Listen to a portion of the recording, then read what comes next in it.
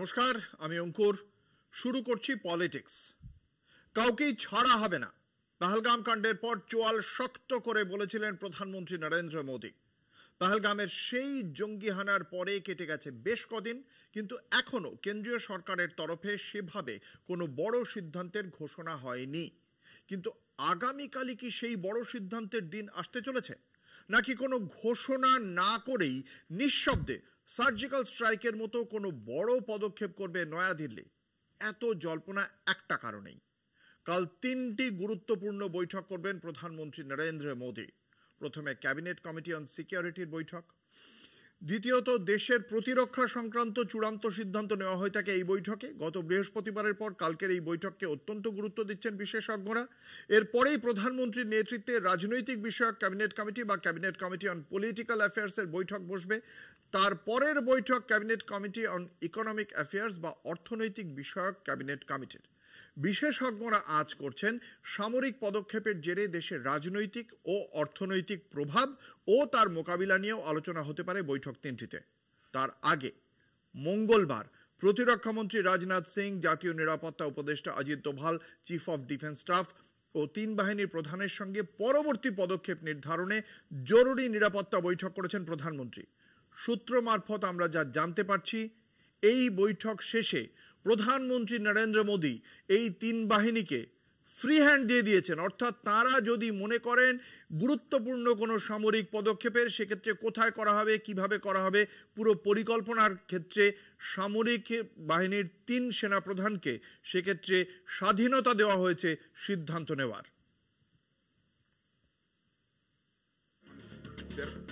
পেহেলগাঁও কাণ্ড নিয়ে দফায় দফায় বৈঠক চলছে প্রশাসন ও রাজনৈতিক মহলের সর্বস্তরে। গত মঙ্গলবার পেহেলগাঁও হামলার পরে বৃহস্পতিবার প্রথমবার নিরাপত্তা বিষয়ক ক্যাবিনেট কমিটির বৈঠক হয়। কাশ্মীর সহ সার্বিক নিরাপত্তা পরিস্থিতির পর্যালোচনা করেন প্রধানমন্ত্রী নরেন্দ্র মোদী। তারপরে সর্বদলীয় বৈঠকে বিরোধীদের পক্ষ থেকে সর্বসম্মতভাবে কেন্দ্রীয় সরকারের পাশে থাকার আশ্বাস দেওয়া হয়েছে। যে কোনো সিদ্ধান্তে একজোট আছে দেশ, এই বার্তা দিয়েছে কংগ্রেস সহ সবকটি বিরোধী রাজনৈতিক দল। তারপরে চিফ অফ ডিফেন্স স্টাফের সঙ্গে বৈঠক করেন প্রতিরক্ষামন্ত্রী রাজনাথ সিং। বুধবার ফের 3টি গুরুত্বপূর্ণ বৈঠক করবেন প্রধানমন্ত্রী নরেন্দ্র মোদী। সকাল 11টায় রয়েছে দেশের নিরাপত্তা সংক্রান্ত চূড়ান্ত সিদ্ধান্ত গ্রহণের ক্ষমতা সম্পন্ন ক্যাবিনেট কমিটি অন সিকিউরিটির বৈঠক। পেহেলগাঁও কাণ্ডের পরে এটি দ্বিতীয় বৈঠক। সেখানে বর্তমান পরিস্থিতিতে সার্বিক নিরাপত্তার পর্যালোচনা করা হবে।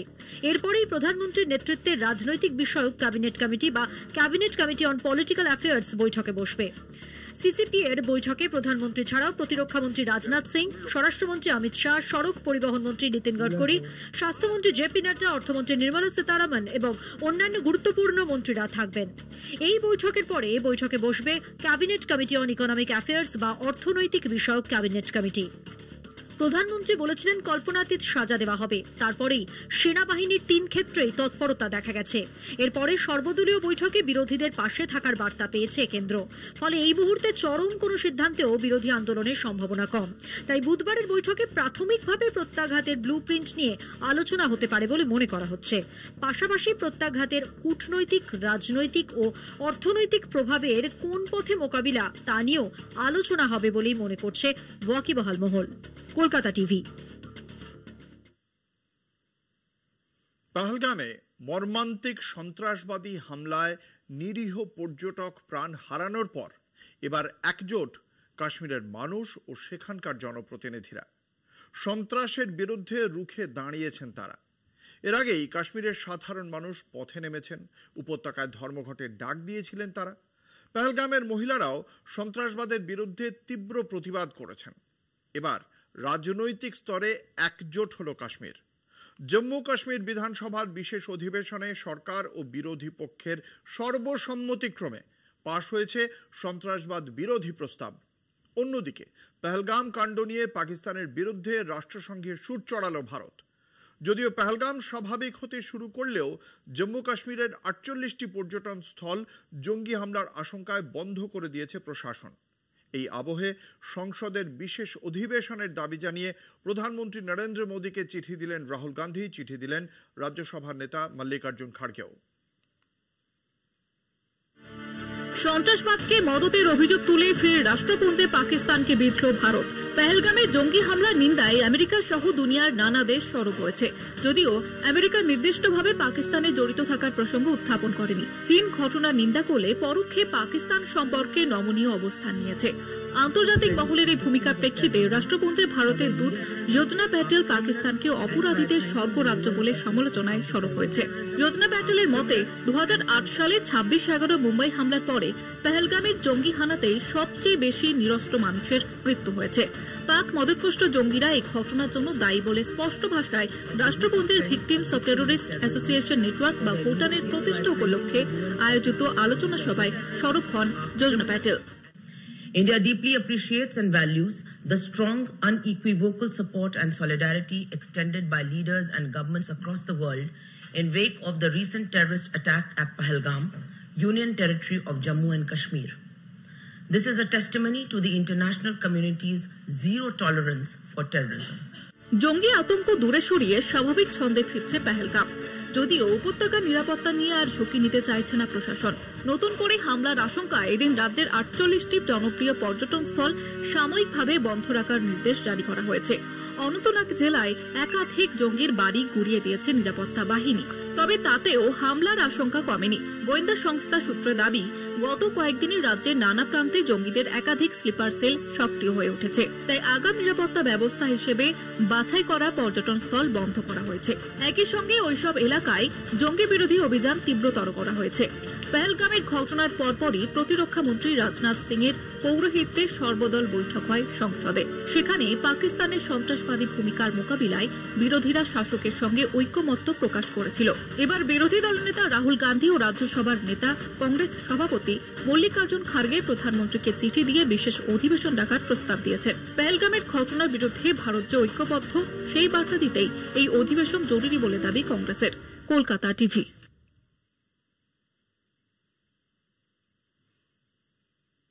ওরা জেগে থাকেন বলেই আমরা ঘুমোতে পারি, বলছি দেশের নিরাপত্তার দায়িত্বে থাকা জওয়ানদের কথা। রোদে বৃষ্টিতে বরফ ঝরা রাতে যাঁরা পাহারা দেন সীমান্ত, কিন্তু 100 জনের কাজ তো 20 জনের পক্ষে করা সম্ভব নয়। পরিসংখ্যান হয়তো বলবে দেশের পাহারার জন্য জওয়ানের সংখ্যা যথেষ্ট, কিন্তু নিরাপত্তা কোনো পরিসংখ্যান নয়। এটি রাষ্ট্রের আত্মবিশ্বাস, জাতির নিঃশ্বাস। আর সেই নিরাপত্তার প্রাথমিক প্রহরীরা যখন সংখ্যার ঘাটতিতে নতজানু, তখন তার নিছক প্রশাসনিক ব্যর্থতা নয়, বরং এক গভীর রাষ্ট্রীয় সংকেত। কেন্দ্রীয় সশস্ত্র পুলিশ বাহিনী এবং অসম রাইফেলসে যখন 1,11,000 পদ শূন্য পড়ে থাকে, তখন প্রশ্ন ওঠে, সীমান্ত কে দেখবে? কার কাঁধে ভরসা রাখবে এই দেশ?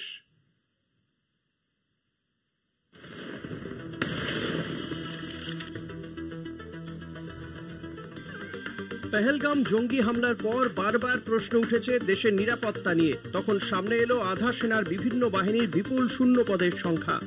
কেন্দ্রীয় সশস্ত্র পুলিশ বাহিনী এবং অসম রাইফেলসে 1,11,000 শূন্য পদ। স্বরাষ্ট্র মন্ত্রকের তথ্য মতে CRPF, CISF, BSF, ITBP, SSB এবং অসম রাইফেলস মিলিয়ে প্রায় 10% পদ খালি রয়েছে। এই শূন্য পদগুলির একটি বড় অংশ সীমান্ত সুরক্ষার সঙ্গে সরাসরি যুক্ত। সিআইএসএফ শূন্য পদের সংখ্যা 43,250, সিআরপিএফে 34,860টি শূন্য পদ, বিএসএফে 14,367, আইটিবিপিতে 10,249, এসএসবিতে শূন্য পদের সংখ্যা 5,189। সরকারের বক্তব্য অনুযায়ী নিয়মিত নিয়োগ প্রক্রিয়া চলছে এবং গত 5 বছরে 70,000-এর বেশি নতুন পদ সৃষ্টি করা হয়েছে। কিন্তু প্রশ্ন উঠছে, এই নিয়োগ কি যথাযথ গতিতে হচ্ছে? বাহিনীর মধ্যে অবসরের হার, পদত্যাগ এবং মৃত্যু এসব আগে থেকে জানা থাকা সত্ত্বেও শূন্য পদগুলি দীর্ঘদিন ধরে রয়ে যাওয়া একটি নীতিগত ব্যর্থতা নয় কি? সীমান্তে শূন্য পদ মানে শুধু বাহিনীর অভাব নয়, সেটি এক নিঃশব্দ হুমকি, যা যতক্ষণ না পূরণ হয় ততক্ষণ পর্যন্ত নিরাপত্তার প্রতিটি স্তরে অদৃশ্য ফাঁক থেকেই যাবে। কলকাতা টিভি।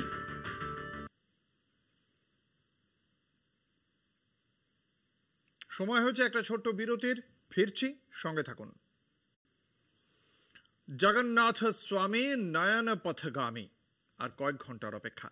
তারপরেই বুধবার দীঘার জগন্নাথ মন্দিরের দ্বারোদ্ঘাটন। তার আগে নতুন করে সেজে উঠেছে দীঘা।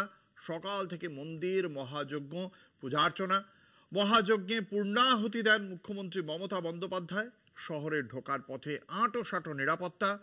দীঘায় জগন্নাথ, বলরাম ও সুভদ্রার জন্য তৈরি করা হয়েছে বিশেষ ফুলের সজ্জা। সেই লক্ষ্যে বাঁকুড়ার ছাতনা থেকে এসেছে 3000 পদ্মফুল। শ্রীমন্দিরের অন্দরে মহাযজ্ঞ ও পূজার্চনার জন্য এসেছে শুশুনিয়া পাহাড়ের ঝর্ণার জল। আশা করা যাচ্ছে এই জগন্নাথ মন্দিরকে ঘিরে আগামী দিনে দীঘায় পর্যটকদের ভিড় আরো বাড়বে।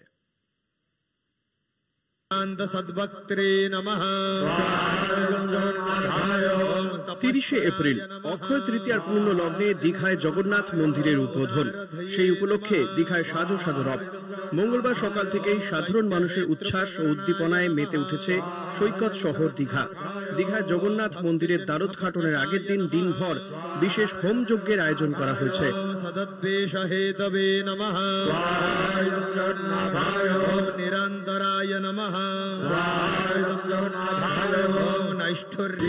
কালকে বেলা 2:30 থেকে প্রোগ্রাম শুরু হবে এবং 3টের সময় দ্বারোদ্ঘাটন হবে। দ্বারোদ্ঘাটনের প্রোগ্রাম কমপ্লিট হয়ে যাওয়ার পর থেকে পাবলিকের জন্য খুলে দেওয়া হবে। আধ্যাত্মিকতা ও সম্প্রীতির মিশেলে আন্তর্জাতিক পর্যটনের নয়া ঠিকানা দীঘা। দীঘায় জগন্নাথ, বলরাম ও সুভদ্রার জন্য তৈরি করা হয়েছে বিশেষ ফুলের সজ্জা। সেই লক্ষ্যে বাঁকুড়ার ছাতনা থেকে এসেছে 3000 পদ্মফুল। শ্রীমন্দিরের অন্দরে মহাযজ্ঞ ও পূজার্চনার জন্য এসেছে শুশুনিয়া পাহাড়ের ঝর্ণার জল। মঙ্গলবার সকাল 9টা নাগাদ শুরু হয় যজ্ঞ। দুপুরের পর চলে মহাযজ্ঞ। দীঘার জগন্নাথ মন্দিরে মহাযজ্ঞে পূর্ণাহুতি দেন মুখ্যমন্ত্রী মমতা বন্দ্যোপাধ্যায়। যজ্ঞ শেষে পুষ্প শয়নে জগন্নাথ, বলরাম ও সুভদ্রা।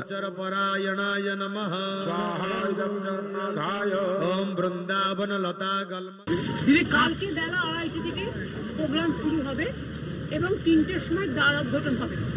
দ্বারোদ্ঘাটনের প্রোগ্রাম কমপ্লিট হয়ে যাওয়ার পর থেকে পাবলিকের জন্য খুলে দেওয়া হবে। মুখ্যমন্ত্রী এখন সপার্ষদ দীঘাতেই রয়েছেন রাজ্যের সমস্ত সাংসদগণ থেকে রাজ্যের 4 মন্ত্রীও। দেখুন, ঠাকুরের জায়গা গ্রহণযোগ্যতা আর কথা প্রশ্নই ওঠে না কোনো। যেখানে ঠাকুর বিরাজমান সেখানে মানুষের মাথা নত হয়ে থাকে, সেখানে কোনো প্রশ্নই ওঠে না। ঠাকুর জগন্নাথ দেবের ইচ্ছে না থাকলে আজকে উনি এখানে প্রতিষ্ঠিত হতে পারতেন। ঠাকুর চেয়েছে তাই উনি আছেন। সত্যি it's going to be a spiritual journey for all of us. পুরীর মন্দির থেকে হেড প্রিস্টরা যারা এসেছেন তারা নিষ্ঠার সাথে কদিন ধরে যজ্ঞ করে চলেছেন। এটা আমাদের জন্য একটা হিস্টোরিক্যাল মোমেন্ট হবে, কারণ জগন্নাথ ধাম দীঘাতে আমার মনে হয় যে প্রচুর মানুষের ঢল নামবে। 25শে এপ্রিল থেকেই শুরু হয়েছে পুজো পাঠ। ওই দিন বাস্তু পুরুষের উদ্দেশ্যে যজ্ঞ করা হয়। আয়োজিত হয় কলস যাত্রাও। পুরীর জগন্নাথ ধামের অনুকরণে নির্মিত দীঘার জগন্নাথ মন্দিরে রয়েছে কলিঙ্গ শিল্পকলার ছোঁয়া, রয়েছে স্থাপত্যের অনবদ্য নিদর্শন। সোমবার দীঘায় পৌঁছে মন্দির পরিদর্শনের সময় সেই স্থাপত্য কাজের প্রশংসা করেন মুখ্যমন্ত্রী। এই মন্দিরে আধ্যাত্মবাদ এবং সম্প্রীতির মিলন হয়েছে দাবি মুখ্যমন্ত্রী মমতা বন্দ্যোপাধ্যায়ের। এখন সময় শুধু অপেক্ষার। বুধবার জগন্নাথ মন্দিরের দ্বারোদ্ঘাটনের দিকে তাকিয়ে গোটা রাজ্য। কলকাতা টিভি।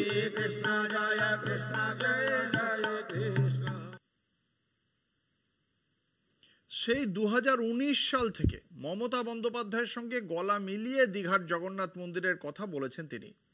এখন বিজেপির হয়ে সনাতন ধর্মের কথা বলেন। এও বলেন তিনি নাকি হিন্দুর হৃদয়ের অধীশ্বর, মোদির বাচ্চা।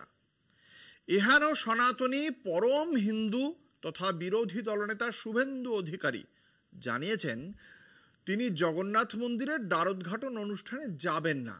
তিনি এই মন্দির নির্মাণের বিরোধী। যা বাবা, জগন্নাথ দেব জগতের নাথ, তার মন্দির নির্মাণের বিরোধিতা করে এ আবার কেমন হিন্দু? হ্যাঁ, মানছি বিরোধী দল হিসেবে বিজেপি সরকারের বিরুদ্ধে একটা অবস্থান নিতেই পারে, কিন্তু প্রসঙ্গ যখন জগন্নাথ দেব, তখন কি বিজেপির মতো হিন্দুত্বের ধ্বজাধারীরা তাকে বয়কট করতে পারে? আর তাছাড়া শুভেন্দু তো মমতা বন্দ্যোপাধ্যায়ের এই পরিকল্পনার সঙ্গে প্রথম দিন থেকে ছিলেন, আর তার যথেষ্ট প্রমাণও রয়েছে। ফলে আজ তার এই উল্টো অবস্থান অনৈতিক রাজনীতির একটা দৃষ্টান্ত হয়ে থাকলো। শুভেন্দু যে ততটা হিন্দু নন তার দৃষ্টান্তও কি থাকলো না?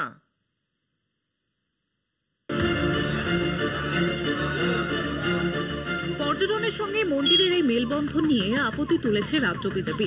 বিরোধী দলনেতা শুভেন্দু অধিকারীকে প্রথা মেনে দীঘায় মন্দির উদ্বোধন অনুষ্ঠানে আমন্ত্রণ জানিয়েছে রাজ্য সরকার।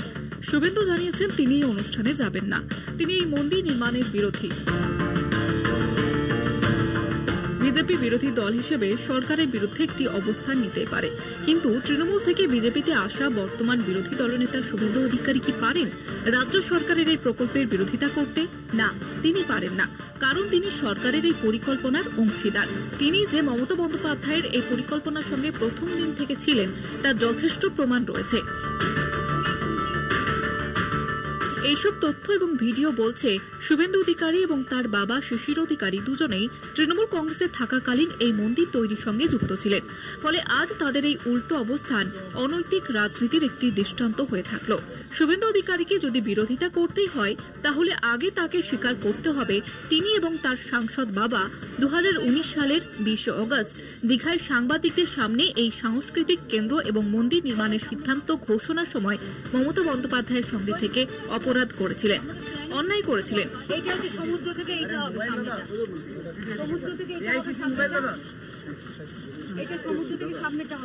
এই মুচলেকা না দিয়ে তিনি দীঘায় রাজ্য সরকারের এই অনুষ্ঠান নিয়ে যে বড় বড় কথা বলছেন তা নীতিহীন রাজনীতি হিসেবে চিরদিনের জন্য থেকে যাবে বঙ্গ ইতিহাসের আর্কাইভে। কলকাতা টিভি। জগন্নাথ মন্দিরের বিরোধিতা করেন তিনি, আবার হরিনাম করার জন্য তিনি কোর্টে চলে যান। বলছি বিরোধী দলনেতা শুভেন্দু অধিকারীর কথা। কোন অধিকারে যে তিনি এসব করেন? জগন্নাথ দেব যে শ্রীহরিরই আরেক রূপ একথা শুভেন্দুবাবু জানেন তো? সে যাই হোক, অক্ষয় তৃতীয়ার দিন 30 এপ্রিল কাঁথিতে আয়োজিত সনাতনী সম্মেলনের জন্য শর্ত সাপেক্ষে অনুমতি দিলেন কলকাতা হাইকোর্টের বিচারপতি তীর্থঙ্কর ঘোষ। নির্দেশ অনুযায়ী অনুষ্ঠানের সর্বোচ্চ জমায়েত হতে পারবে 3000 জন। কীর্তন ও অন্যান্য আচার অনুষ্ঠানের সময়েও এই জমায়েতের সীমাই মানতে হবে। সম্মেলনে উপস্থিত থাকার কথা রয়েছে বিজেপি নেতা শুভেন্দু অধিকারীর। অনুষ্ঠানে 4টি হরিনাম দল ও শুভেন্দুর 60 জন নিরাপত্তারক্ষীকে আলাদা করে থাকার অনুমতি দিয়েছে হাইকোর্ট। হরি হরি। মাননীয় বিচারপতি ওরালি যেটা ইন্ডিকেট করেছেন, রিট পিটিশন অ্যালাউ করা হয়েছে। 30 তারিখে কাঁথি শহরে মহা সনাতনী ধর্ম সম্মেলন করতে অনুমতি দেওয়া হয়েছে। অ্যাট এ টাইম এই যেখানে হচ্ছে এই গ্রাউন্ডে অ্যাট এ টাইম 3000 লোকের সমাবেত হতে পারবে, আর টোটাল রোটেশনালি হবে। টোটাল 50,000 মতো আমাদের তরফ থেকে বলা হয়েছিল যে টার্ন আউট হবে, কারণ এটা সকাল 7টা-8টা থেকে সন্ধ্যে 7টা-8টা অবধি চলবে। তো সেটি পারমিট করা হয়েছে রাজ্যের প্রচুর আপত্তি সত্ত্বেও। ইতিমধ্যেই হাইকোর্টের শর্ত সাপেক্ষ অনুমোদনকে চ্যালেঞ্জ করে রাজ্য সরকার ডিভিশন বেঞ্চে আবেদন করেছিল। বিচারপতি সোমেন সেনের ডিভিশন বেঞ্চে আজকে শুনানি হওয়ার কথা ছিল, কিন্তু শেষ পর্যন্ত জানা যাচ্ছে যে আজকে সেই শুনানি হচ্ছে না। ফলে সিঙ্গেল বেঞ্চের রায় বহাল থাকলো। সিঙ্গেল বেঞ্চের রায় অনুযায়ী এই শুভেন্দু অধিকারী শর্ত সাপেক্ষে ওই সনাতনী সম্মেলনে অংশগ্রহণ করতে পারবেন। তবে এই মামলাটি আগামীকাল সকালে কলকাতা হাইকোর্টের রেগুলার বেঞ্চে শুনানির সম্ভাবনা রয়েছে। ফলে যতক্ষণ সেই শুনানির প্রেক্ষিতে কোনো নির্দেশ না আসছে ততক্ষণ সিঙ্গেল বেঞ্চের রায় অনুযায়ী সনাতনী সম্মেলনে শর্ত সাপেক্ষ অনুমোদন পেয়ে সেখানে অংশগ্রহণ করতে পারবেন বিরোধী দলনেতা। রয়েছে আরো অনেক খবর। আপনি বিরতির পর ফিরে আসছি, সঙ্গে থাকুন। ফিরে এলাম বিরতির পর। আপনারা দেখছেন পলিটিক্স, আপনাদের সঙ্গে রয়েছে আমি অঙ্কুর। ইতিহাস তুমি কার? বিজেপি বলবে শুধুই হিন্দুর। ইতিহাসবিদ বলবেন খ্রিস্টান, ইহুদি, মুসলমান, সাঁওতালি, এরকম নানা ধর্ম, এরাও তো ইতিহাসে নানা ভূমিকা পালন করেছে। তাহলে ইতিহাস কি তাদের নয়? বিজেপি বলবেন না না না। কি হবে তার ফল? দেশের ছেলেমেয়েরা অর্ধশিক্ষিত হবে। একটি বিশেষ পার্টির প্রোপাগান্ডাকে তারা ইতিহাস বলে জানবে। ভারতের যে বিশাল ঐতিহ্য, যার মধ্যে হিন্দু, শক, হুন, খ্রিস্টান, মুসলমান সব মিলেমিশে রয়েছে। রবীন্দ্রনাথ যাকে বলেছিলেন বৈচিত্র্যের মধ্যে ঐক্য, ভারতের সেই ঐক্য, সেই সংহতিকে তারা আর কোনো দিনই জানবে না। সেদিকেই এগিয়েছে national council of educational research and training ওরফে NCERT-র পাঠ্যক্রম। সপ্তম শ্রেণীর সমাজবিজ্ঞানের নতুন বই থেকে বাদ পড়েছে মুঘল এবং সুলতানি সাম্রাজ্যের ইতিহাস। তার বদলে সিলেবাসে যোগ হয়েছে মগধ, মৌর্য, শুঙ্গ ও সাতবাহন সাম্রাজ্যের বিবরণ। পাশাপাশি জায়গা পেয়েছে 2025 সালে উত্তরপ্রদেশের প্রয়াগরাজে অনুষ্ঠিত হতে চলা কুম্ভ মেলার প্রসঙ্গ। বিজেপি ও RSS শিবিরের মতে এটাই ভারতের প্রকৃত ইতিহাস তুলে ধরার সময়।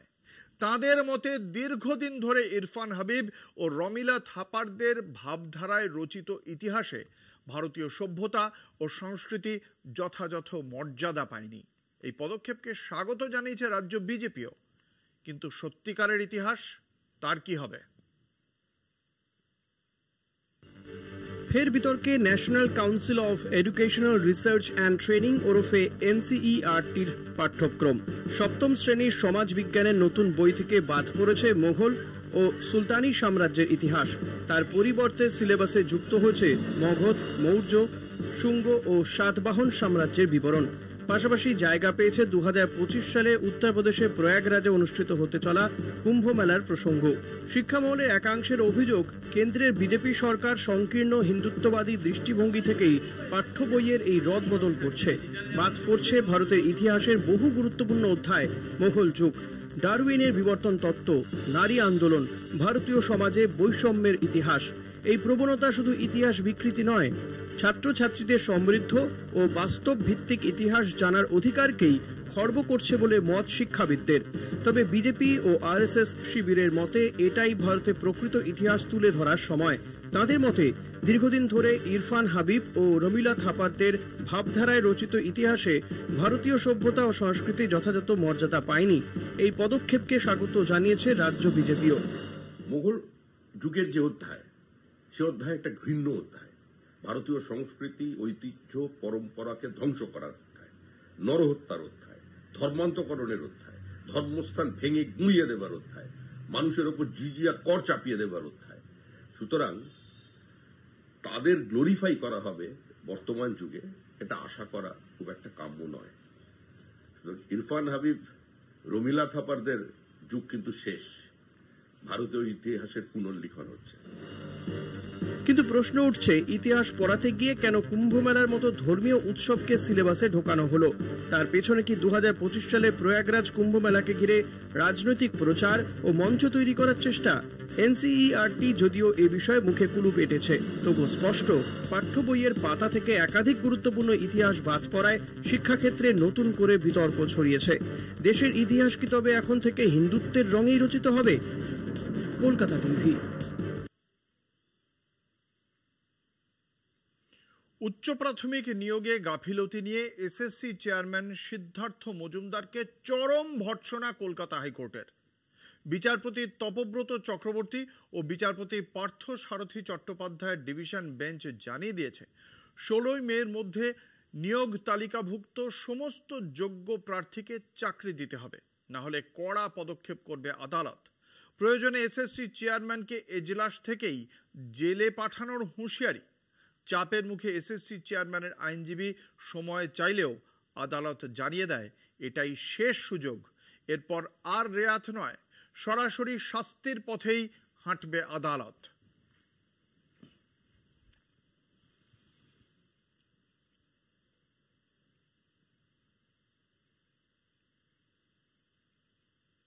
কঠিন অভিযোগ উঠেছিল কেন্দ্রীয় সরকারের বিরুদ্ধে দেশের নাগরিকদের ওপর আড়ি পাতার, যে কাজে নাকি সাহায্য করছিল পেগাসাস সফটওয়্যার। সেই পেগাসাস মামলায় সুপ্রিম কোর্টে স্বস্তি পেল কেন্দ্রীয় সরকার। মঙ্গলবারের শুনানির পরে বিচারপতি সূর্যকান্ত এবং বিচারপতি N কোটেশ্বর সিং এর বেঞ্চের রায় কার্যত সরকারি যুক্তিকেই মান্যতা দিয়েছে। শীর্ষ আদালতের পর্যবেক্ষণ, নিরাপত্তার স্বার্থে আড়ি পাতা অপরাধ নয়, নাগরিক জীবনে কোনোভাবে হস্তক্ষেপ না হলেই হলো। সওয়াল জবাব শেষে 30 জুলাই পর্যন্ত শুনানি স্থগিত রেখেছে সুপ্রিম কোর্ট। বিরোধীদের কথোপকথনে আড়ি পাততে পেগাসাস প্রযুক্তি ব্যবহারের অভিযোগ উঠেছিল নরেন্দ্র মোদীর সরকারের বিরুদ্ধে। কেন্দ্রের এই পদক্ষেপের বিরুদ্ধে 2021 সালে নিরপেক্ষ তদন্ত চেয়ে একাধিক পিটিশন দায়ের হয় সুপ্রিম কোর্টে।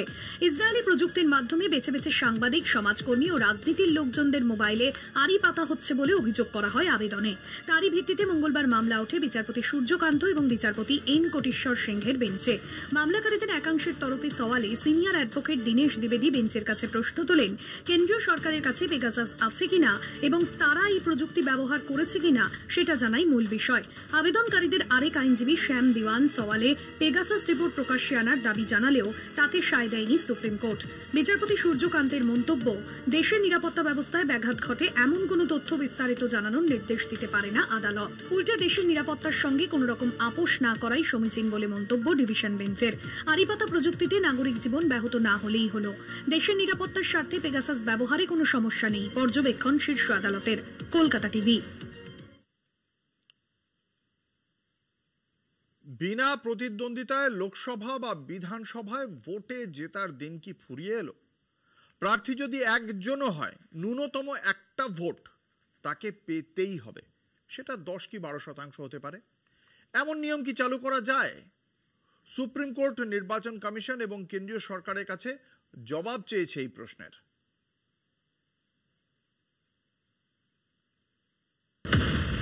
বর্তমান নিয়ম অনুযায়ী যদি কোনো নির্বাচনী কেন্দ্রে স্ক্রুটিনির পর দেখা যায় প্রার্থী মাত্র একজনই, সেক্ষেত্রে নির্বাচন কমিশন তাকে বিজয়ী ঘোষণা করে।